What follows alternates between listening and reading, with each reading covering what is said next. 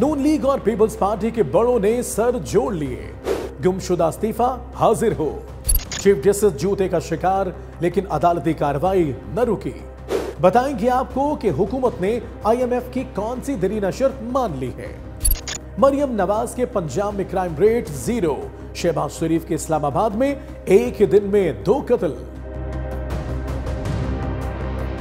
Talkies live की daily update में मैं हूं आपका होस्ट हैदर अली।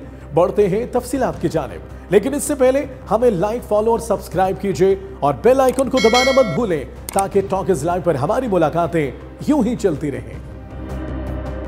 इससे पहले कि नून लीग और पीपल्स पार्टी के गुत्थम गुत्था सियासतदान एक दूसरे का सर फोड़ें, दोनों जमातों के बड़ों ने मसले का हल ढूंढने के लिए सर जोड़ लिए। वजीर आजम शहबाज शरीफ ने बिलावल भुट्टो को फोन किया। दोनों के दरमियान मौजूदा सियासी सूरत हाल और अहम कौमी अमूर पर तफसीली बातचीत हुई। दूसरी तरफ सदर आसिफ अली जरदारी से नायब वजीर आजम इसहाक डार और स्पीकर कौमी असम्बली अयाज सादिक ने मुलाकात की। मामलात को अफहामो तफहीम से हल करने पर इत्तेफाक हुआ। इस मौके पर वफाक वजीर दाखिला मोहसिन नकवी भी मौजूद थे, लेकिन यह मंजर तब रंगीन हुआ जब पीपल्स पार्टी की शैला रजा की तनकीद सामने आई। कहती है नादानों की माफी सफेद बालों वालों को मांगनी पड़ती है। उन्होंने बताया कि इसहाक डार खुद हमारे चैम्बर में चल कर आए कि बैठकर बात करें। हम कहना चाहेंगे सुलह में पहल करने वालों को कमजोर नहीं समझना चाहिए, ये बड़ाई की निशानी है। इत्तेहाद का पहला असूल यही है कि एक दूसरे की इज्जत की जाए।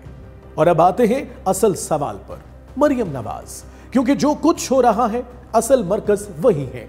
देखना यह है कि क्या मरियम नवाज समझती हैं कि सीजफायर होना चाहिए, या वो समझती हैं कि यही गोला बारूद, यही सियासी लड़ाई, यही सिंध पंजाब की अंदरूनी कशमकश उनके फायदे में है। फैसला मरियम नवाज को ही करना है। क्या वो एक कदम पीछे हटेंगी या इसी सियासी आग को यूं ही भड़काई रखेंगी? सुनिए उन्होंने गुज़िश्ता रोज एक तकरीर में क्या फरमाया। जब पंजाब के मुखालिफिन को और कोई बात नहीं मिलती, कोई तनकीद के लिए और कुछ नहीं मिलता, तो क्या कहते हैं?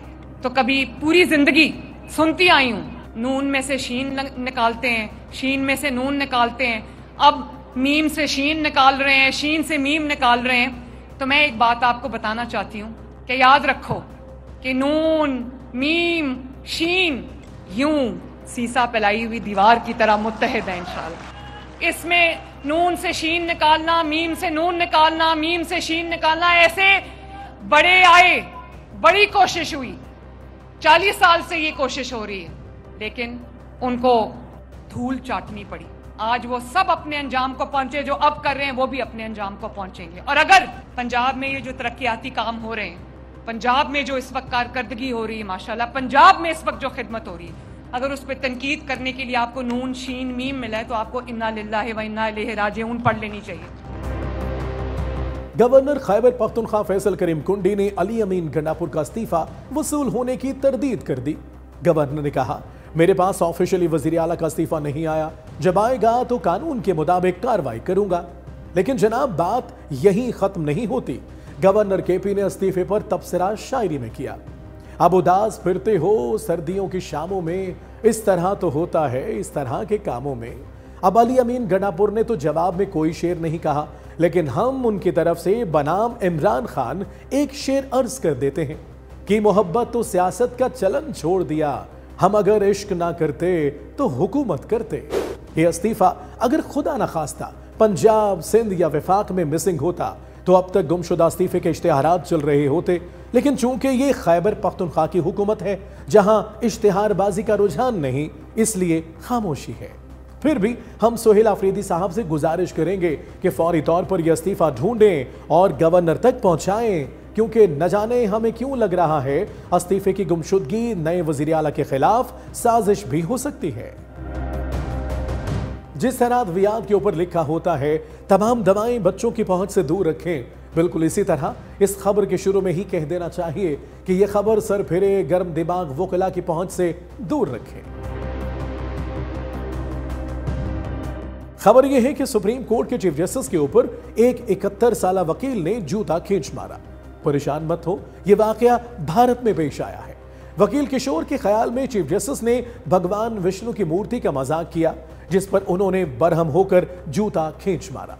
अच्छी खबर यह है कि वाकये के बाद चीफ जस्टिस बिल्कुल पुरसुकून रहे और केस सुनते रहे। इससे भी अच्छी बात कम से कम वकील साहब के लिए यह है कि कोई केस दर्ज नहीं हुआ और उनका जूता भी वापस कर दिया गया। बहुत गलत किया वकील साहब ने, बहुत गलत किया किशोर साहब ने, बहुत गलत किया। हम बार बार इसलिए कह रहे हैं बहुत गलत किया क्योंकि हमें खतरा है कि कहीं ऐसी वैसी घटिया हरकत हमारा कोई वकील न कर बैठे, ये सोच के कि माफ भी कर दिया जाएगा और जूता भी वापस कर दिया जाएगा। तो बरादरान वकला को बाआवाज़ बुलंद मुत्तले किया जाता है कि ऐसे किसी वकील को ना तो माफ किया जाना चाहिए और ना यहां माफ किया जाएगा, इसलिए एहतियात करें। वफाकी हुकूमत खास तौर पर हमारी ब्यूरोक्रेसी ने IMF की एक और शर्त के सामने घुटने टेक दिए हैं। शर्त यह थी कि पाकिस्तान अपने ग्रेड 17 से ग्रेड 22 तक के तमाम अफसरान के असासे और आमदनी अवाम के सामने जाहिर करे, यानी पब्लिक डिस्क्लोजर। बहुत सही डिमांड, बहुत सही प्रेशर था IMF का। बहुत सालों तक हमने रेजिस्ट किया, लेकिन आखिर IMF की मानना पड़ी। और आप लोग अच्छी तरह समझ सकते हैं कि हुकूमत खास तौर पर ब्यूरोक्रेसी ने कितनी मजबूरी से IMF की यह बात मानी होगी। बहुत ही हौसला अफजा कदम है। अब हम अपने सिविल सर्वेंट्स, अपने पब्लिक सर्वेंट्स को जान सकेंगे। हमें मालूम होगा कि 17वें ग्रेड में जो एक सफेद पोश शख्स हुकूमत को ज्वाइन करता है, जब वो 22वें ग्रेड में रिटायर होता है तो वो एक मुगल शहजादा कैसे बन चुका होता है। बहुत शुक्रिया IMF, पहली दफा वाकई दिल से आपका शुक्रिया अदा किया है। वफाकी दारुल हुकूमत में मंगल के शब फायरिंग के 2 अलग अलग वाकयात में एक सरकारी मुलाजिम समेत 2 अफराद कत्ल, जबकि एक शख्स शदीद जख्मी हुआ। एक कत्ल शहर के मसरूफ ब्लू एरिया में, जबकि दूसरा गोलड़ा के इलाके में वाक़े एक ATM के करीब हुआ। इंतहाई अफसोसनाक वाकयात हैं। हमारी वज़ीर आला पंजाब मरियम नवाज साहिबा से दरखास्त है कि वो सिंध के साथ साथ वफाक को भी अपनी गुड गवर्नेंस में से एक सबक सिखा दें। यह मशवरा इसलिए दिया जा रहा है कि मरियम नवाज ने गुज़िश्ता दिनों दावा किया था कि पंजाब में क्राइम रेट 0 हो चुका है। जी हां, 0। सुनिए क्या कहा था उन्होंने। पंजाब में इस वक्त 0 क्राइम है, 0 क्राइम है माशाल्लाह। और वो डिस्ट्रिक्ट्स जहां पे रोज सैकड़ों क्राइम्स होते थे, मोबाइल छीन लिया, मोटर बाइक्स चुरा ली, घरों में डाके और खुलेआम जो एक कानून की खिलाफ वर्जी होती थी, आज बहुत दिन गुजर जाते हैं, एक क्राइम भी रिपोर्ट नहीं होता। और जहां पर 100 क्राइम्स रोज रिपोर्ट होते थे, वहां पर कई डिस्ट्रिक्ट्स ऐसी हैं जो 2 या 3 पे आ गए।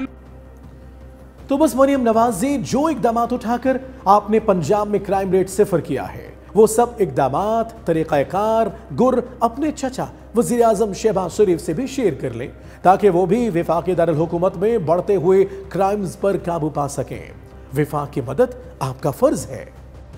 Talk is live, like share subscribe कीजिए, क्योंकि सच वही जो हम बोलें। Talk is live.